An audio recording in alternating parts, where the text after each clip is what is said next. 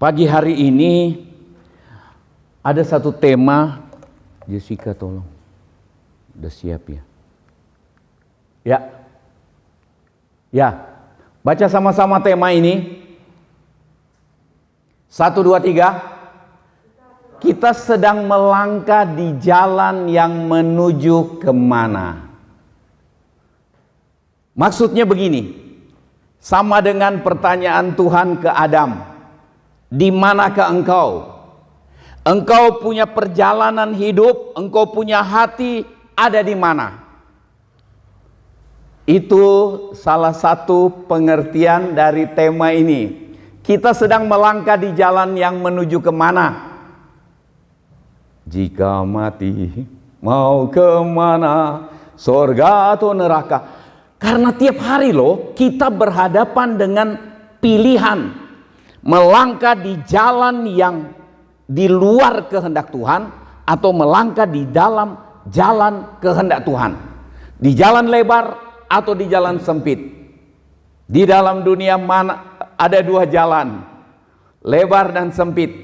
Mana kau pilih? Selalu kita berhadapan dengan memilih. Nah, kita ingin melihat firman Allah ini untuk mengecek kita ini sedang berjalan di jalan yang mana. Begitu. Nah, Amsal 14 ayat 12 boleh langsung dibaca, inti untuk menolong. 14 ayat 12 Amsal 1, 2, 3. Ada jalan yang disangka orang lurus, tetapi ujungnya menuju maut. Disangka lurus, disangka jalan yang benar, disangka hidup yang lurus, tetapi ujungnya menuju kebinasaan, menuju maut, menuju kehancuran. Berarti orang yang berjalan di jalan itu, dia tertipu atau dia licik. Dia sangka dia jalan di jalan yang benar, di jalan yang lurus, tetapi ujungnya menuju maut. Berarti ada yang tidak beres. Kita tidak mau ada di jalan itu. Amin. Tidak ada amin. Amsal 21 ayat 2, sama-sama. Setiap jalan orang adalah lurus menurut pandangannya sendiri. Dia berpendapat bahwa jalannya lurus. Itu sebabnya dia sangka dia punya jalan itu lurus menuju keselamatan.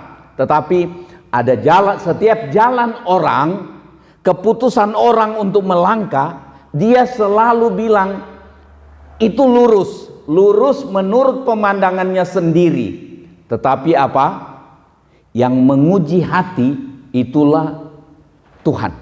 Tuhanlah yang menguji hati. Jadi paling bagus tiap hari kita hadapkan diri kita, karena kita ini terlalu pintar membenarkan diri. Apalagi kita lihat di Indonesia sekarang ini, di gereja, di negara kita, terlalu banyak orang yang membenarkan diri. Setiap jalan orang lurus menurut pandangannya sendiri. Disebarkan. Sudah tidak betul, tapi dia sebarkan itu seakan-akan jalan lurus. Kalau orang tidak pegang firman, tidak pegang kebenaran, dia gampang terbawa. Dia sangka betul itu. Itu sebabnya banyak yang ikut. Sudah tidak betul diikuti. Baik di gereja maupun di kehidupan kita berbangsa hari-hari ini. Kita lihat itu. Pasti Tuhan akan bertindak. Tuhan yang menguji hati. Amin. Tuhan yang menguji hati. Nah, kita lihat lebih jauh. Jalan yang disangka lurus. Tadi kita sudah lihat. Jalan yang disangka lurus. Itu adalah menyangka bahwa dia sedang menuju keselamatan. Tetapi sebenarnya sedang menuju kebinasaan. Sedang menuju kehancuran. Dia sedang berjalan di jalan yang salah. ada jalan yang disangka orang lurus. Nanti kita lihat sebentar, ada 2 contoh saya siapkan untuk jalan yang orang sangka lurus, tetapi ujungnya menuju maut. Menyangka menuju keselamatan, tapi sebenarnya sedang menuju kebinasaan. Jalan yang disangka lurus ini adalah hidup tidak sesuai dengan firman Tuhan, tetapi menyangka sedang menuju keselamatan. Kita lihat itu banyak hari-hari ini. Pakai nama Allah, pakai nama Tuhan. Jadi dia sangka dia hidup lurus, dia sangka dia di jalan yang lurus. Padahal dia sedang melanggar firman Tuhan. Banyak firman yang dilanggar. Katanya menegakkan kebenaran, tapi merusak apa yang dibangun oleh negara. Itu kebenaran yang omong kosong. Kita lihat itu, entah dirancang bagaimana, tetapi kita lihat juga di kalangan gereja, banyak iman orang yang dirusak atas nama Tuhan. Mari kumpul, gak usah takut corona. Memang kita dalam iman kita harus menjadi orang yang tidak ditekan oleh rasa takut. Tetapi bukan, firman Tuhan bilang kalau kita lihat orang bijaksana melihat malapetaka, dia menghindar dan selamat.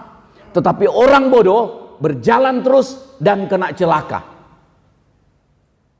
Jadi ada orang bilang, oh iya, dia terlalu takut, itu sebabnya ibadahnya dibatasi.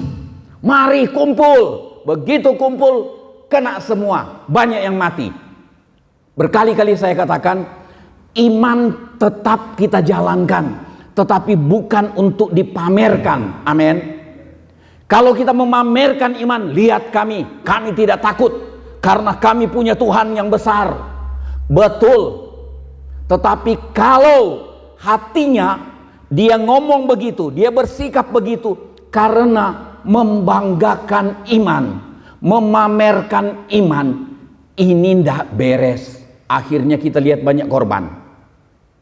Itu yang mengerikan, memalukan sebenarnya, tapi banyak orang bela juga. Oh iya, itu memang sudah waktunya Tuhan dan seterusnya. Nah, jalan yang disangka lurus, hidup tidak sesuai dengan firman Tuhan, tetapi menyangka sedang menuju keselamatan. Ada lagi, jalan yang disangka lurus. Ini keadaan ini, orang-orang yang berjalan di jalan yang disangka lurus, keadaan ini mengakibatkan hanya sedikit orang yang selamat. Seperti yang Tuhan Yesus sampaikan, cuma sedikit yang selamat. Ada orang bertanya, Tuhan, sedikit saja ke orang yang selamat? Tuhan Yesus jawab, berjuanglah untuk masuk melalui pintu yang sesak. Karena banyak orang ingin masuk tetapi tidak sampai masuk. Injil Matius pasal 7 dikatakan ada jalan lebar dan jalan sempit. Di jalan lebar banyak yang masuk ke sana, di jalan sempit cuma sedikit yang masuk.